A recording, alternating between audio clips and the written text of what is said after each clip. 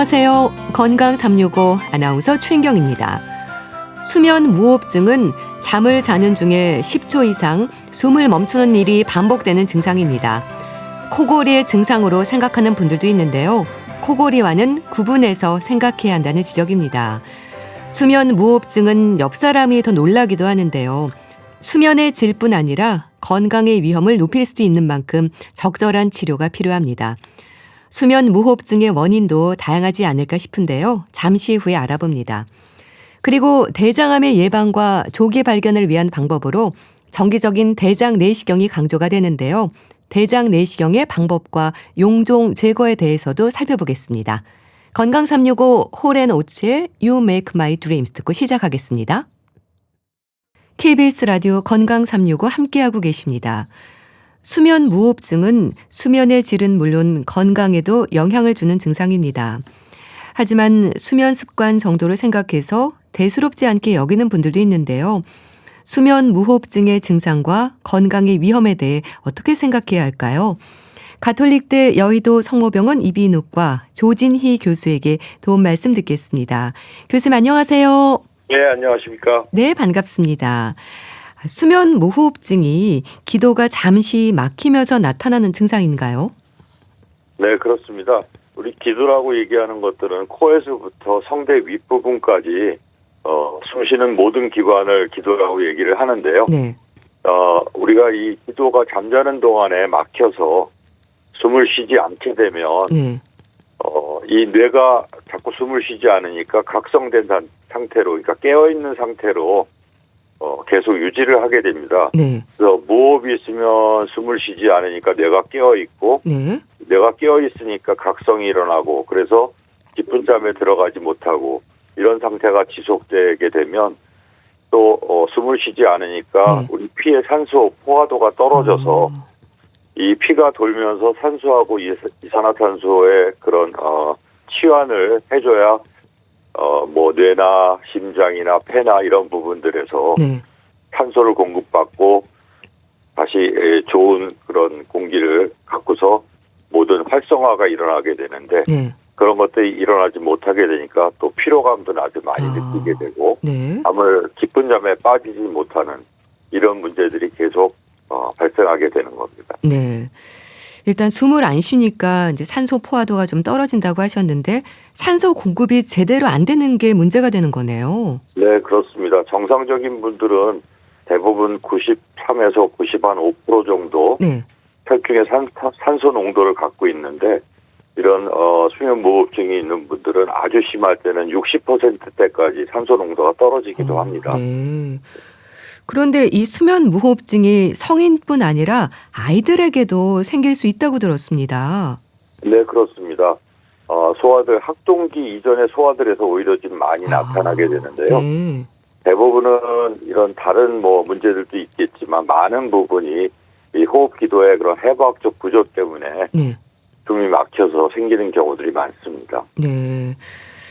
그러니까 해부학적 구조 말씀하셨는데 그러니까 아무래도 아이들의 수면 무호흡증과 성인의 수면 무호흡증은 양상이 좀 다르지 않을까 싶습니다. 성장에도 영향을 주는 걸로 알고 있는데요. 그렇죠. 지금 소아의 그런 코골이나 수면 무호흡증은 일단 소아들이 잠을 자면서 네. 숨쉬기 힘들어하게 되면 심하게 이제 뒤척이게 됩니다. 그래서 이제 심한 경우에는 이제 숨을 못 쉬게 되니까 목을 뒤로 완전히 제껴서 네. 그렇게 자거나 아니면 자지 못해서 아예 앉아서 자는 경우 네. 이런 경우들이 많이 나타나게 됩니다. 네. 얼굴 구조에도 변화가 올 수 있을까요?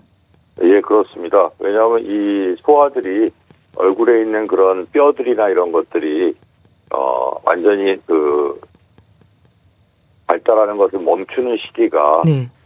남아들은 한 15에서 17세 또 여아들은 그거보다 한두 살 정도 이르게 네. 아니면 15세 정도에 멈추게 되는데 네. 그때까지 이 기도로 숨을 잘 쉬지 못하게 되면 네. 그러니까 대부분은 이제 코를 통한 그런 호흡이 정상적인 호흡인데 네. 입을 벌리고서 호흡을 하는 경우들이 많습니다. 그러면 항상 입을 벌리고 호흡을 하기 때문에 입을 벌린 상태로 이런 머리에 있는 그런 골격들이 네. 발달을 하게 되면 우리가 좀 이렇게 멍청하게 보인다고 그러죠. 입을 하고 벌린 상태로. 네. 그런 상태의 그런 골격들로 변화가 될 수가 있습니다. 그렇군요. 자, 그렇게 성장에 영향을 준다면 아이들의 수면 무호흡증도 좀 치료가 필요한 부분이지 않을까 싶은데요. 방치할 경우에 성인이 되면 증상이 더 심해진다거나 하는 부분도 있을까요? 예, 그렇습니다. 왜냐하면 지속적인 산소 공급이 되지 않고 여러 장기에 영향을 미칠 수 있기 때문에 네. 그런 것들이 지속되면 아이들한테는 굉장히 많은 좋지 않은 결과를 초래할 수 있습니다. 특히나 이 아이들이 성장할 때 성장 호르몬이 네. 우리가 잠을 잘 때 대부분 밤 10시에서 2시 사이에 성장 호르몬 분비가 가장 많거든요. 네. 근데 그런 그 시간대에 이런 딥슬립이라고 그러죠. 깊은 잠을 자지 못하는 경우에는 그런 성장 호르몬도 일단은 많이 떨어지게 됩니다. 그리고 네. 아이들 발달에도 문제가 되고 이런 잠을 잘 자지 못하는 소아들은 네. 또 낮에도 굉장히 과행동을 보이는 경우 또 굉장히 불안한 경우 네. 또 밤에 잘 때 양요증 이런 것들이 같이 동반될 수도 있습니다. 네. 이렇게 수면 무호흡증이 주는 건강상의 위험이 이제 말씀 주셨듯이 아이들은 물론이고요. 또 성인들에게도 영향이 크다고 볼 수 있겠는데요. 네. 그렇다면 수면 무호흡증으로 진단되는 기준은 호흡이 멈추는 시간이 중요한 건가요? 예, 그렇습니다. 이 호흡이 멈추는 시간이 네. 10초 이상 호흡이 멈추는 경우가 시간당 몇 회가 나타나냐를 기준으로 해서 저희가 수면 무호흡을 얘기를 하는데요. 네. 이 무호흡만이 아니고 호흡이 절반 이하로 줄어드는 저호흡 네. 또 이런 호흡을 안 하고 있다가 그런 것에 문제가 돼서 이 뇌 자체가 각성한 이런 여러 가지 호흡 장애 지수를 갖고 네. 저희가 판단을 하게 되는데요. 이런 게 시간당 5회 이하가 되는 경우에는 정상 범위라고 얘기를 하는데 네. 5회에서 15회 정도 되면 약하게 수면 무호흡이 있다. 네. 15회에서 30회 이상이면 중등도, 30회가 넘어가는 경우에는 심한 그런 수면 무호흡증이라고 얘기를 하고 있습니다. 네. 그런데요, 또 수면 무호흡증이 있는 분들은 코골이를 동반한다는 말도 있던데 그런가요? 거의 대부분이 동반하고 있고요. 네. 우리가 단순 코골이라고 이제 보통 얘기하는 것들은 네. 이런 호흡 장애 지수가 5 이하일 때는 저희가 그냥 단순한 코골이로 분류를 하고 있습니다. 네. 그렇다면 수면 무호흡증이 있는 분들은요, 스스로도 무호흡의 증상을 느끼나요? 뭐 옆 사람이 알려줘서 알게 되나요? 간혹 본인의 코 고는 소리에 놀라서 깨서 오시는 분들도 있고요. 아, 네. 대부분은 이 배우자나 네. 제 동반자에 의해서 얘기를 듣고 오시는 분들, 네. 또 이렇게 요새 뭐 여행도 많이 다니시고 그러는데 이런 여러 사람들이 모여 있을 때, 야 너는 잠자는 동안에 숨을 안 쉬고 너무 코골이가 너 때문에 다른 사람들이 너무 많이 영향을 받는다. 네. 그래서 오시는 경우들이 많은데 네. 이 코골이 자체가 심한 경우는 우리가 왜 그 전철이 플랫폼을 들어올 때 그 소리 있지 않습니까? 네. 그게 대충 저희가 청력적으로는 한 85데시벨 정도의 그런 소음이라고 얘기를 하는데 그 정도의 소음을 갖고 코골을 보시는 분들이 많습니다. 네. 자, 수면 무호흡증이 있는 분들은 아무래도 수면의 질이 낮을 텐데요. 그럼 일상에서도 의심할 수 있는 증상들이 있을 것 같은데 어떨까요? 네, 그렇습니다. 일단 자기는 한 8시간, 10시간씩 충분히 잠을 자서 피로가 다 풀렸다고 생각하는데도 일단 낮에만 되면 괜히 피곤하고 졸립고 하는 경우도 피로감을 느끼게 되는 거죠. 네. 근데 그거는 8시간, 10시간이 중요한 게 아니고 수면의 질이 잠자는 동안에 충분히 깊은 잠에 들어가지 못하고 네. 항상 이 뇌가 깨어있는 상태로 오랫동안 있었기 때문에 그런 피로감을 느끼게 되는 겁니다. 그리고 이 산소와 공급이 네. 제대로 이루어지지 않았기 때문에 수면의 질이 많이 떨어지는 거죠. 네. 그럼 수면 무호흡증의 원인도 궁금한데요. 흔히 비만하고 목이 짧고 굵은 사람들에게 많다는 말을 하거든요. 맞는 얘기인가요? 예, 그렇습니다. 네. 이 비만도 굉장히 이 수면 무호흡의 원인에 같이 큰 한 축을 갖고 있고요. 네. 이 목이 짧고 굵은 사람들이라는 거는 이제 이 안쪽에 우리가 숨 쉬는 길 자체가 굉장히 좁아져 있다는 것들을 얘기할 수 있고요. 네. 그래서 그런 것들이 굉장히 원인으로 지적이 됩니다. 네. 그럼 비만 또 목이 짧고 굵은 사람들에게 많고 또 다른 어떤 이유들도 또 있을까요? 그러니까 대부분 이제 해부학적인 구조가 문제가 되는데요. 네. 예를 들어서 코에서는 이 코로 숨쉬는 길이 막히는 뭐 비중격 망곡이나 네. 코에 혹이 있다든가 또 이 비염이 심해서 코가 막혀 있는 분들, 네. 또 편도선이 너무 커서 편도선 자체도 숨쉬는 길을 막는 경우. 그러니까 대부분 이제 소아에서는 편도선이나 아데노이드 비후 네. 이런 것들이 굉장히 큰 작용을 할 수 있습니다. 네. 흡연과 음주 같은 것도 영향을 줍니까? 물론 큰 영향을 줍니다. 아. 특히 뭐 흡연도 마찬가지지만 음주는 네. 이 알코올의 효과 때문에 알코올이 들어가면 이 비점막 자체들이 굉장히 팽창을 하게 돼서 네. 숨쉬는 길을 막아버리게 됩니다.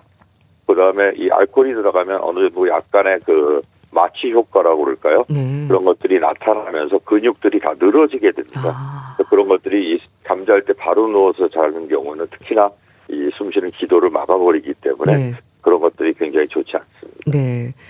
근데 참 이렇게 잠을 자는 중에 잠깐씩이라도 숨을 안 쉬는 일이 반복이 되면 단순히 호흡의 문제만 걱정되는 게 아닐 것 같은데요. 다른 여러 질환들의 위험도 생긴다면서요. 예, 그렇습니다. 일단 수면 무호흡증 때문에 호흡이 끊기면 네. 뇌로 가는 혈류가 줄어들고 산소 농도도 떨어집니다. 이런 것들이 고혈압하고 뇌졸중의 직접적인 발병 원인도 되고요. 네. 또 이런 호흡 정지가 빈번히 일어나게 되면 이런 산소 이런 것들이 심장에 혈액을 잘 공급받지 못하면 네. 심장이 막 과하게 뛰거나 느리게 뛰면서 부정맥이나 이런 것들에 문제를 일으킬 수 있고요. 네. 또 비만하지 않은 분들도 이런 당뇨 또 이 눈에는 녹내장 같은 것들도 네. 악화시킬 수 있다고 얘기하고 있습니다. 네. 그렇게 심혈관, 뇌혈관의 문제, 뭐 녹내장까지 생길 수도 있고요. 불면증이나 우울감뿐 아니라 치매 위험도 지적이 된다면서요. 예, 그렇습니다. 그게 결국은 우리 피의 산소 농도가 떨어지면서 네. 뇌나 이런 심장이나 이런 부분들에 가서 적절하게 산소하고 이산화탄소를 치환을 못 해주고 네. 또 이런 산소 포화도가 계속 떨어진 상태가 오래되다 보면 네. 모든 장기에 영향을 미칠 수가 있습니다. 참 말씀을 들으니까 이제 수면 무호흡증을 단순한 수면 습관으로 생각하면 안 되겠다 싶은데요. 수면 무호흡증으로 병원을 찾는 분들이 많나요? 어쩌면 당사자보다는 배우자라든지 가족들이 권해서 오는 경우가 많을 것 같기도 한데요. 예, 그렇습니다. 이제 같이 수면을 취하는 경우에 네. 갑자기 옆에서 숨을 쉬지 않고 조용하게 있으면 네. 이런 것들이 아주 길게는 뭐 1분까지도 숨을 안 쉬는 경우들이 있거든요. 네. 그러면 깜짝 놀라서 옆을 흔들어 보면 그때 이제 그렇죠. 푸 하고 숨을 쉬는 네. 그런 경우들이 있기 때문에 굉장히 놀라서 오시는 분들이 많습니다. 네. 그럼 진료실에서 만나는 분들은 어떻습니까? 자신의 상태를 인지하고 있는 분들이 많으세요? 뭐 가족들은 녹음을 하기도 하고 여러 방법으로 확인을 시키던데요. 예, 대부분의 분들은 옆에 그런 배우자나 동반자들에 의해서 그런 것들을 인지하고 네. 또 본인이 직접 잠자면서 녹음을 해갖고 오시는 분들도 있고 네. 요새는 또 이런 수면무호흡증에 대한 그런 어플들이 많이 나왔기 네. 때문에 그런 것들로 본인들이 확인하고 오시는 분들도 많습니다. 네. 이제 수면 무호흡증의 진단이 이제 궁금합니다. 진료실에서 확인하는 부분도 있지 않을까 싶은데 어떤 항목들이 있는 건가요? 예, 일단은 이 기도 자체에 어떤 이상이 있는지를 네. 저희가 뭐 내시경이나 이런 걸 사용해서 코에서부터 청대 윗부분까지 네. 숨쉬는 길을 막을 수 있는 요소가 있는지 일단 그 이학적인 검사를 시행을 하게 되고요. 네. 그러고 나서 이제 이 환자분의 상태를 확인하는 건데요. 환자분이 예를 들어서 뭐 정상적인 그런 수면 패턴을 갖고 있는지 네. 또 다른 뭐 잠자기 전에 술을 마신다든가 아니면 뭐 책을 본다든가 네. 뭐 이런 본인의 그런 행동에 대한 것들을 일단 알아보게 되고요. 네. 그 다음에 이제 정확하게 이제 진단을 하기 위해서는 밤에 잠자면서 이 무호흡 상태를 정확히 보고 환자가 지금 어느 정도의 증상을 호소를 하고 있고 네. 어느 정도의 그런 기준에 도달하는지 보기 위해서 수면다운 검사라는 것을 시행하게 됩니다. 네. 그러니까 수면 다원 검사는 이제 밤 사이에 무호흡의 상태를 확인하는 건데 어떤 진단 기준도 있겠어요. 예, 그렇습니다. 그러니까 단순히 무호흡만 보는 게 아니고 네. 이분이 정말 숨 쉬는 길이 막혀서 숨을 못 쉬는 건지 네. 아니면 이 뇌 자체에 문제가 있어서 숨을 못 쉬는 건지 이런 것들을 판단을 하게 되고요. 네. 이런 시간당 이런 무호흡, 저호흡, 호흡 각성들의 횟수가 네. 몇 회에 국한되느냐에 따라서 약하냐, 중간이냐, 심하냐 상태를 확인을 하고 있고요. 네. 또 잠자는 동안에 심한 분들은 바로 누워서 자질 못하고 자꾸 이제 숨이 막히니까 옆으로 누워서 자게 되거든요. 네. 그런 것들을 바로 누워서 잘 때는 어느 정도의 심한 정도고 또 옆으로 누우면 어느 정도 호전이 되고 네. 이런 것들까지도 저희가 볼 수 있습니다. 네. 참 가족들도 스트레스고 이제 수면의 질이 낮아질 텐데요. 수면 무호흡증은 이제 치료가 필요한 건데 살을 뺀다거나 금주로도 치료가 될 수 있을까요? 예, 약하게 있는 분들은 그 정도만 갖고도 굉장히 좋은 결과를 얻으실 수가 있습니다. 네. 예. 그럼 이제 이렇게 생활 습관을 개선하면서 또 의학적으로 진행되는 치료는 어떤 게 있는지 궁금한데요. 저희가 이제 대부분은 코나 목 쪽에 과도하게 해부학적인 막히는 부분이 있다면 네. 수술적인 치료로도 가능하고요.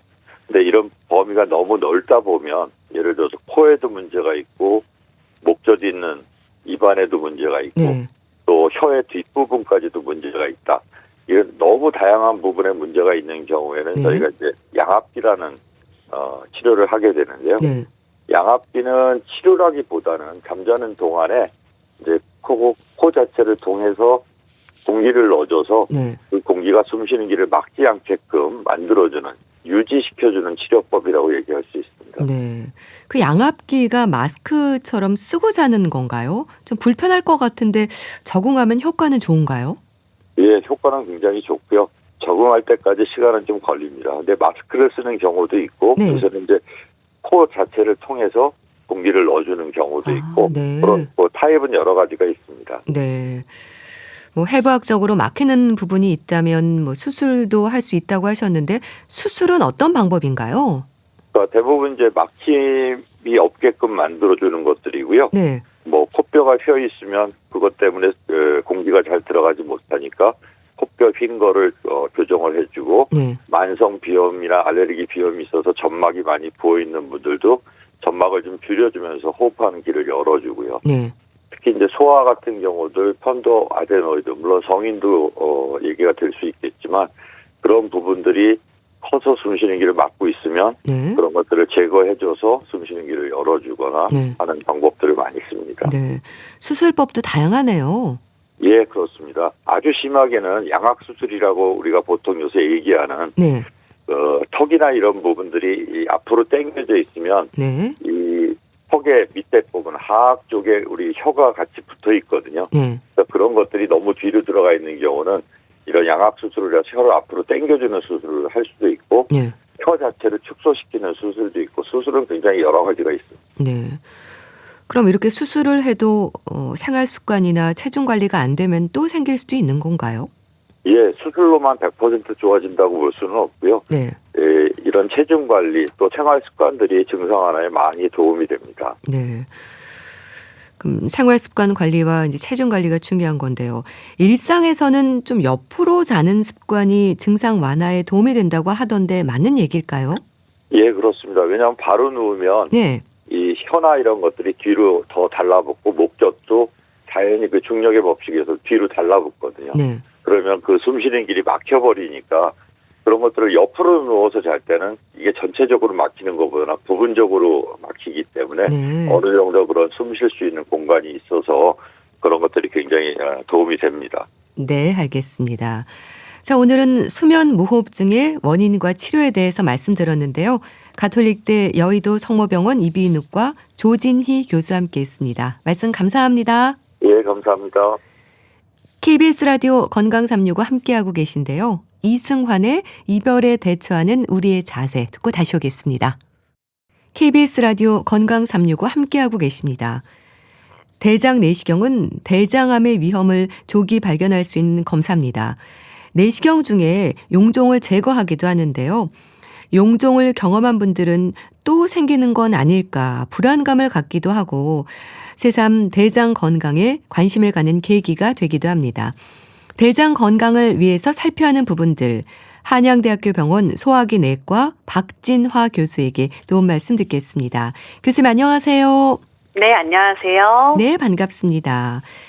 대장 내시경 중에 용종이 발견되는 경우가 비교적 흔하지 않나요? 네, 흔한 편입니다. 저희가 실제로 대장 내시경을 시행할 경우에 네. 저희가 10명을 검사를 했을 때는 3명 이상에서 용종은 발견하는 것이 네. 우리가 질이 좋은 대장 내시경을 시행하고 있습니다. 라고 이렇게 권고가 될 정도로 네. 대장 용종의 발견은 흔한 편입니다. 네. 그러니까 용종이 발견되는 경우가 그렇게 흔한데요. 모든 용종이 대장암의 위험이 있는 건 아닐 겁니다. 네. 그래도 용종이 신경이 쓰이는 건 사실인데 용종이 뭔가요? 네, 용종은 위나 대장과 같은 장기의 안쪽에 벽에 생기는 작은 혹이라고 보실 수가 있는데요. 네. 대부분은 괜찮지만 일부에서는 또 암으로 자랄 수 있다. 이렇게 알고 계시면 될 것 같습니다. 네. 그러니까 일부에서는 암으로 자랄 수 있다고 하셨는데 그럼 내시경에서 확인되는 용종에서 암이 의심되는 경우는 모양이라든지 이렇게 좀 다른 건가요? 겉으로는 모를 것 같기도 한데요. 사실 내시경적으로 봤을 때 그런 모양이라던가 혈관의 패턴이 좀 다르기는 합니다. 네. 다르기는 한데 이제 저희도 내시경을 하다 보면 이것을 육안적으로 100% 정확하게 진단하기에는 조금의 어려움이 있습니다. 네. 그럼 100%로 진단하기는 어렵다라고 하셨는데 그래서 내시경 중에 확인되는 용종은 일단 보이는 대로 모두 다 떼어내는 건가요? 검사 전에 용종 제거에 대한 서명도 하지 않습니까? 네, 대부분의 경우에는 보이는 대로 제거를 한다라고 생각하시면 될 것 같은데요. 네. 사실 저희가 구불결장 그리고 직장이라 해서 장의 끝부분, 항문이랑 가까운 부분에 저희가 봤을 때 전형적으로 암으로 진행하지 않는 모양의 용종들이 네. 다수 생기는 경우들이 있습니다. 네. 근데 그럴 경우에는 이것은 이제 저희가 오랫동안 내비둬도 암으로 가지 않기 때문에 제거 대상이 아닌데 네. 대부분의 경우에서는 저희가 발견되는 즉시 용종을 다 제거하는 게 맞다 이렇게 생각하시면 될 것 같고요. 네. 다만 이 여러 개의 용종을 떼어낼 경우에는 출혈이라던가 천공의 위험도가 올라갈 수가 있기 때문에 우리나라에서는 현재는 이제 7개까지만 용종 제거를 보험으로는 커버를 해주고 있는 상태입니다. 네. 용종도 다 모양이나 크기나 좀 다르겠어요? 네, 맞습니다. 그럼 용종을 떼어내면 모두 암의 위험 여부를 확인을 하는 건가요? 말씀하셨듯이 용종이 한 개가 아니라 여러 개일 수도 있는데 모두 조직 검사를 하는지도 궁금합니다. 네, 제거한 모든 용종은 회수를 해서 조직 검사를 하게 되고요. 네. 저희가 이제 회수를 하다가 놓쳐지는 경우가 드물지만 있긴 하지만 대부분의 경우에서는 100%는 아니지만 95% 이상은 모두 조직 검사를 시행한다. 이렇게 말씀드릴 수 있겠습니다. 네. 그럼 상당히 용종이 많은 경우는 어떻게 하나요? 용종이 예를 들어서 저희가 사실 저희는 대학병원이다 보니까 10개 이상의 용종도 이제 저희 제거하고 필요하면 입원을 하고 하는 경우들도 있기는 한데요. 네. 일단은 동네 병원에서는 보통 7개까지 제거를 하고 그 이상의 용종이 있는 경우에는 좀 짧은 간격으로 한 6개월 안쪽으로 혹은 1년 안쪽으로 다시 대장 내시경을 하실 걸 권고를 드리게 됩니다. 네. 이렇게 하기도 하고 아니면은 너무 다발성 용종이 있으니 대학병원으로 가보세요 해서 보내주시면 저희가 입원을 시켜서 네. 그렇게 여러 개의 용종을 떼드리는 경우도 있습니다. 네. 그렇게 해서 용종을 떼어냈고 조직 검사를 하면 결과가 일주일 이상 걸리잖아요. 그때까지 기다리는 입장에서는 참 긴장을 하게 될 텐데요. 네. 용종으로 대장암이 진단되는 경우도 많은가요?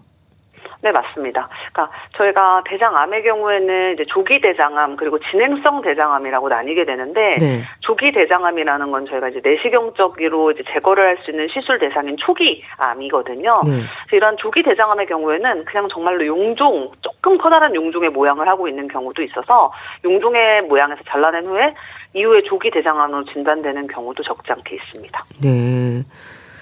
그러니까 대장암은 대장 용종으로부터 발생한다는 말을 하지 않습니까? 네. 용종이 대장암의 신호일 수 있다는 건 어떤 의미인가요? 네, 좀 쉽게 비유를 드리면 대장 용종이라는 거는 처음에 이제 우리가 밭에서 자라고 있는 잡초 씨앗이랑 비슷하다고 보시면 될 것 같습니다. 근데 이게 시간이 지나면서 자라고 변하면은 암이 될 수가 있기 때문에 이 잡초가 무성해지기 전에 씨앗일 때 뽑아주는 게 가장 중요합니다. 그래서 이제 대장 내시경을 하면서 대장 용종을 제거하는 것이 대장암을 예방할 수 있다라고 이야기를 하는 거고요. 모든 용종이 암이 되는 것은 아니지만 암이 될 수 있는 용종을 제거해 주는 것이 치료의 목표, 이렇게 생각하시면 될 것 같습니다. 네, 그러니까 지금은 문제가 없지만 나중에 암이 될 수 있는 것들이 있다는 거네요. 맞습니다. 네. 용종 중에서도 이제 선종성 용종이 문제가 될 수 있다고 하던데 선종성 용종에 대한 설명도 주시면 좋겠어요. 네. 쉽게 설명을 드리면 선종성 용종이라는 거는 대장의 이제 점막, 대장의 이제 안쪽에 있는 세포가 조금 이상하게 비정상적으로 증식을 해서 생긴 용종입니다. 그래서 저희가 용종에는 과형성 용종, 그다음에 염증을 앓고 나서 생기는 염증성 용종, 이렇게 다양한 용종들이 있는데 이 선종성 용종이라는 것은 시간이 지나면 대장암으로 진행을 할 가능성이 있는 전암성 병변입니다. 이렇게 설명드릴 수 있겠습니다. 네, 이건 좀 모양 같은 게 좀 다른 건가요? 내시경으로 봤을 때 사실은 저희가 이제 좀 자세하게 이제 혈관이라던가 그다음에 이제 거기에 이제 저희가 피트라고 하는데 아무튼 이런 패턴을 좀 저희가 좀 자세하게 눌러서 보기는 합니다. 그래서 대부분의 경우에서는, 많은 경우에서는 사실 이거 제거하면서 선종이겠는데라고 이제 저희도 당연히 좀 예상을 하면서 제거를 하게 되는 경우가 왕왕 대부분인데요. 네, 그런데 이제 선종인 줄 알고 그냥 단순한 선종성 용종인 줄 알고 제거를 했는데 나중에 조기 대장암으로 진단이 된다거나, 혹은 이제 선종이라고 생각을 하고 제거를 했는데 선종이 아닌 경우가 있다거나 이렇기도 하기 때문에 100%라고 말씀드리기는 어렵겠습니다. 네. 대장 용종이 암까지 진행하기까지는 시간이 걸리는 거죠. 그래서 용종만 잘 제거해도 대장암을 예방할 수 있지 않을까 싶은데 어떨까요? 네, 많은 경우에는 사실 몇 년에 걸쳐서 진행을 하게 됩니다. 그래서 말씀해 주신 것처럼 정기적인 대장 내시경을 통해서 용종만 잘 제거를 하게 되어도 대부분의 경우에서는, 많은 케이스에서는 대장암을 예방할 수 있게 됩니다. 네. 그러니까 용종만 잘 제거해도 대장암을 예방할 수 있는 만큼 대장암은 다른 암과 비교할 때 대장 내시경이라는 검사법이 있다는 건 그래도 다행이다 싶은데요. 그런데 대장 내시경은 검사 전까지의 과정이 좀 고약하지 않습니까? 그래도 장 정결 과정이 좀 수월해졌다는 말도 있던데 어떨까요? 예전에 비해서는 정말 매우 수월해진 게 사실이기는 합니다. 이전에 저희 15년 전, 20년 전 부모님들 하실 때 보면 4리터 정도의 장정결제, 약물을 복용을 했던 것에 비해서 현재는 지금 1리터만 복용하는 장정결제, 그리고 알약으로 만들어진 장정결제 등 정결 과정이 사실 많이 수월해졌습니다. 근데 그럼에도 불구하고 아직까지도 환자분들이 상당히 힘들어하시는 건 사실입니다. 네. 검사 받기 며칠 전부터 삼가하는 음식도 있지 않나요? 네, 맞습니다. 3, 4일 전부터 저희가 삼가해야 될 음식을 설명을 드리게 되는데, 예를 들면 찌꺼기가 남거나 껍질, 씨앗이 있는 음식들을 말씀드리게 됩니다. 예를 들면 나물이라던가 김치, 샐러드, 해조류, 김이나 미역, 과일 종류, 현미, 잡곡밥, 통밀빵, 견과류, 씨앗류, 이런 것들 드시지 않아야 될 게 되게 많은데요. 우리나라 음식에서는 이런 것들 드시지 마시라고 설명을 드리게 됩니다. 네. 그럼 대장 내시경 전에 의료진에게 알려야 하는 부분도 있지 않을까요? 복용 중인 약물이 있을 수도 있고 수면 내시경이 어려운 분들도 있지 않을까 싶은데요. 네, 맞습니다. 사실 심박동기를 갖고 있는 환자들이 있는데요. 이럴 경우에는 저희가 시술할 때 조금 주의가 필요한 경우들이 있고 심전도를 좀 확인해야 되는 경우들이 있어서 반드시 알려주셔야 되겠고, 또한 아스피린이라던가 항혈전제, 저희가 고령화가 되면서 이러한 약물들을 복용하시는 분들이 상당히 많은데 용종이 제거했을 때 출혈이 생길 수 있기 때문에 현재 복용하고 계시는 약물이라던가 진단받은 질환에 대해서는 내시경 하기 전에 미리 말씀을 해주셔야 됩니다. 또한 고령의 환자, 그리고 이제 기저질환, 천식이라던가 심한 천식 이런 것들이 있는 분들의 경우에는 상황에 따라서 수면 내시경이 어려운 경우도 있습니다. 네. 그렇게 수면 마취가 안 되는 분들은요, 그럼 일반으로 마취 없이 검사할 수밖에 없는 건가요? 일단은 이제 동네 병원에서는 사실은 이제 좀 위험도가 있고, 위험한 상황이 발생했을 때 대처가 좀 어려울 수 있기 때문에 고령의 환자, 기저질환이 있는 환자에서는 사실 그냥 동네 병원에서 내시경을 하실 때는 수면을 권고드리지 않는 것으로 알고 있고요. 네. 대학병원에서는 사실은 이제 저희 오시는 경우에 수면 내시경을 좀 강력하게 희망하시는 경우에는 네. 저희가 모니터를 하면서 이제 산소 포화도라던가 혈압, 맥박 같은 것들을 모니터를 하면서 중간에 안 좋은 상황이 생기거나 갑자기 이제 숨을 못 쉬시거나 하면 깨울 수 있다. 뭐 이런 것들을 설명을 드리고 네. 또한 적은 용량의 약을 사용해서 못 주무시는 경우가 있을 수 있는데 시도는 해보겠다 이런 식으로 해서 고령의 경우에도 사실 대학병원에서는 수면 내시경을 시행하는 경우들이 많이 있기는 합니다. 네. 대장 내시경의 주기는 어떻습니까? 용종이 발견된 경우는 좀 빠르지 않을까 싶기도 한데요. 네, 맞습니다. 사실 이 부분에 대해서는 2022년에 우리나라에서 이제 학회에서 가이드라인을 발표를 했는데요. 네. 용종의 개수 그리고 크기, 뭐 조직 검사 소견 이런 것 등에 따라서 주기를 결정을 하게 됩니다.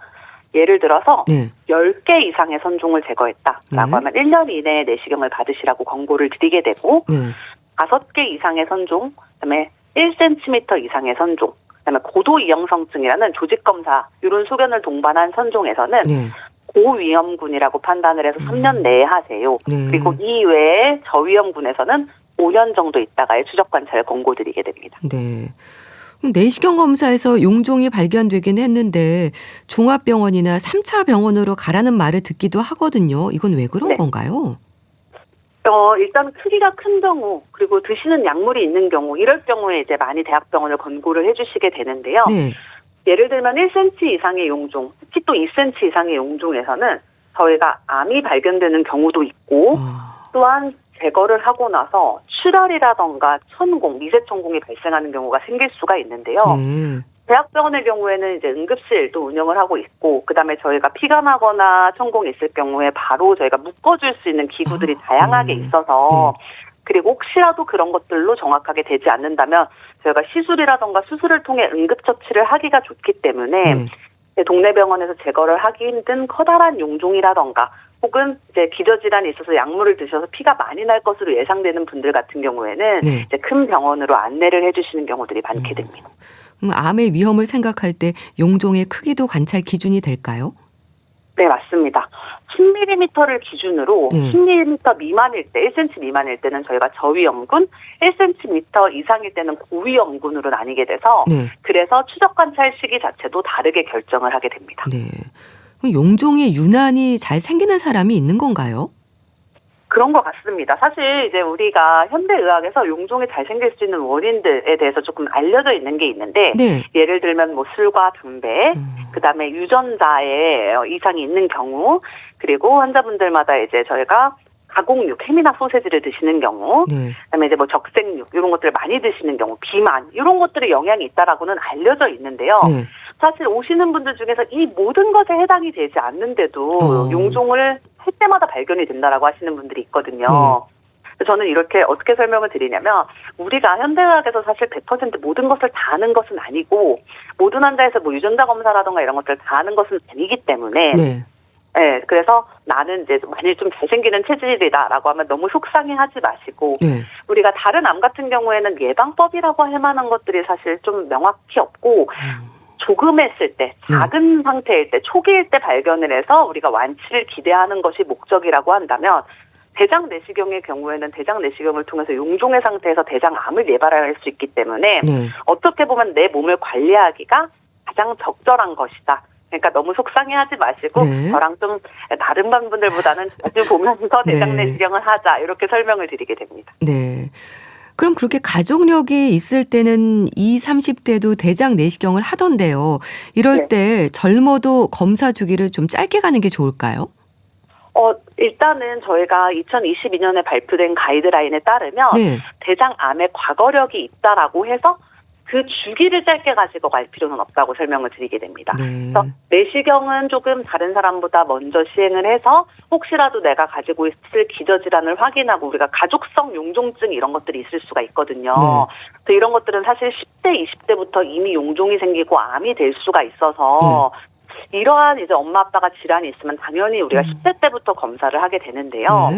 그러한 가족성 용종증이 아니라 단순히 그냥 대장암에 가족력이 있는 상태다라고 할 경우에는 다른 분들보다 조금 더 일찍 한번 해볼 것을 권고를 드리지만 그 내시경이 정상적이라고 판단이 된다면 그리고 특별한 위험 인자가 없다라고 판단이 된다면 가족력을 가지고 있는 것만으로 주기를 짧게 가져갈 필요는 없다라고 말씀을 드리게 됩니다. 네. 그 가족력이라는 게요. 아버지와 딸, 뭐 어머니와 아들, 딸, 아들 상관없이 포함되는 거죠? 네, 일촌 관계라고 해서 저희가 이제 아버지, 네, 어머니 이렇게 딸, 아들 이렇게 그다음에 그 아래 네, 손자 이렇게 네, 그렇게 생각하시면 될 것 같아요. 용종은 뭐 생겼던 곳에 다시 생기는 경우가 많은가요? 생겼던 곳에 다시 생기는 경우도 분명히 있기는 한데요. 사실 다른 부분에 생기는 경우가 훨씬 더 많습니다. 네. 좀 대장 내시경 말씀 주셨는데 그런데 또 대장 내시경이 부담스러운 분들은요. 대변을 통한 분변 자멸 검사를 선택하기도 합니다. 이게 내시경을 대체하긴 좀 어려운 건가요? 네, 암의 선별 검사로는 좋은데 이게 제한점이 있습니다. 예를 들면 대장암을 발견하는 민감도는 한 80% 정도가 돼서 낮은 편은 아닌데 일단 용종 발견률은 낮고요. 출혈이 없는 용종이나 조기 대장암은 놓칠 수 있기 때문에 완전한 대체는 어렵다라고 말씀드릴 수 있겠습니다. 네, 그럼 분변 자멸 검사도 해야 되고 대장 내시경 검사도 또 해야 되는 거네요? 대장 내시경을 그 해에 시행을 받았다면 검진을 하라고 연락이 오잖아요. 네, 건강보험센터에다 연락을 해서 올해 대장 내시경 받았기 때문에 분별자면 검사는 안 하겠습니다. 이렇게 말씀을 하셔도 되기는 합니다. 대장암의 위험이 뭐 노년층뿐 아니라 비교적 젊은 층에서도 발병 위험이 높아지고 있다고 하던데요. 식습관이 문제인 걸까요? 어느 정도는 문제가 있다라고 생각이 됩니다. 특히 우리나라가 확실히 대장암의 발병률이 올라갔는데요. 식습관의 서구화, 비만율의 증가 그리고 이것뿐만이 아니라 사실 우리나라는 검진 검사를 많이 하고 있기 때문에 검진 검사의 확대로 인한 대장암의 조기 발견 증가 이런 것들이 발병률의 증가의 원인이라고 생각이 되고요. 그래서 생활습관 변화에다가 조기 발견이 증가한 것 이렇게 설명을 드릴 수 있겠습니다. 네. 뭐 식습관의 서구화, 비만율 증가, 뭐 조기 검진이 좀 많아진 부분들 지적하셨는데 식습관이라고 한다면 특히 문제되는 부분들이 뭐가 있을까요? 좀 짚어주세요. 네. 그래서 좋은 걸 먹지 말고 나쁜 걸 피하면 된다라고 저는 말씀을 드리는데요. 결국에는 가공육이 가장 좀 중요한 제조가 됩니다. 그래서 햄이나 소세지와 같은 가공육은 사실 저는 먹지는 않고요. 회식이 아닌 한 집에선 절대 먹지 않고요. 그러시군요. 네. 다만 이제 붉은 고기 섭취를 너무 많이 하는 경우는 좋지 않다고 하지만 이제 좋은 단백질 원이기 때문에 붉은 고기는 이제 적은 양 정도로 먹는다고 생각해 주시면 되겠고 대체할 만한 것으로는 흰살 생선이라던가 그다음에 우리가 가금류 이제 뭐 닭고기 이런 것들이 좋겠고요. 이런 것 때문에 이제 위험도가 증가할 수 있겠고 그다음에 음주나 흡연 그다음에 우리가 음식과 관계없이 많이 먹어서 오게 되는 비만, 우리 비만율이 상당히 증가했다라고 알려져 있는데요. 이런 것 또한 대장암의 위험 인자이기 때문에 식습관 관리, 운동 모두가 중요하겠습니다. 네. 뭐 치핵이 있는 분들은 대장 걱정도 많이 하는데 치핵이 용종을 생기게 한다거나 그런 건 아닌 거죠? 네, 그렇진 않습니다. 치질 같은 경우에는 대장 항문 쪽에 있는 근육에 거기에 혈관이 늘어나면 생기는 문제이기 때문에 안쪽에 있는 이제 대장에서의 용종 증가와는 사실 크게 관계는 없습니다. 네. 앞서 대장 내시경 쭉 강조하셨는데요. 대장암은 뭐 CT나 MRI로도 위험을 발견하기는 어려운 건가요? 네, 맞습니다. 완전히 대체는 안 되는데요. 암이 커질 경우에는 당연히 CT나 MRI 등으로 발견을 할 수가 있겠는데 아주 초기에 조기 대장암이나 용종 같은 경우에는 영상학적 검사로는 발견하기 어려운 경우가 많습니다. 네. 그럼 대장 내시경이 가장 확실한 방법이라는 말씀이신데요. 그럼 대장암 예방을 위한 검진의 중요성이랄까요? 강조하고 싶은 말씀 주시죠. 네. 당정결제를 복용하는 것 자체가 탈수나 전해질 불균형 이런 것들을 유발할 수 있겠고 대장 내시경 검사로 인해서 그것만으로도 천공출혈 같은 것들은 합병증이 발생할 수 있기 때문에 사실 대장 내시경 검사는 쉬운 검사는 절대 아니고 아주 뭐 1년에 한두 번 이렇게 시행하는 그런 검사 또한 아닙니다. 다만 대장암을 조기에 발견하거나 대장 용종의 단계에서 제거해서 대장암을 예방하는 데 있어서 대장 내시경 검사는 가장 정확한 검사입니다. 따라서 의료진에게 추천받은 간격에 맞추어서 대장 내시경을 정기적으로 시행할 것을 권고드립니다. 네. 검진 주기에 대해서 다시 한번 짚어주세요. 네. 저위험군이라고 해서 제가 아까 말씀드렸던 것처럼 1cm 미만의 용종, 그다음에 3개 미만의 용종, 그다음에 위험성, 우리가 고도 이형성증이라는 아마 조직학적 변화가 없는 용종을 가지고 계신 분들, 뭐 이러한 분들 같은 경우에는 저위험군에서 5년에서 10년 정도의 주기로 받으시면 되겠고, 그다음에 크기가 1cm 이상, 그다음에 3개에서 5개 이상의 용종을 제거한 경우, 그다음에 고도 이형성증과 같은 조직학적 변화를 동반한 경우에는 3년 내로, 10개 이상의 선종을 제거한 경우에는 1년 내로 이렇게 생각해 주시면 될 것 같습니다. 네, 알겠습니다. 자, 오늘은 대장 내시경의 방법과 용종 제거에 대해서 자세히 알아봤는데요. 한양대학교 병원 소화기 내과 박진화 교수와 함께했습니다. 말씀 감사합니다. 네, 감사합니다. 시인과 촌장의 사랑일기 보내드리면서 인사드릴게요. 건강365 아나운서 최인경이었습니다. 고맙습니다.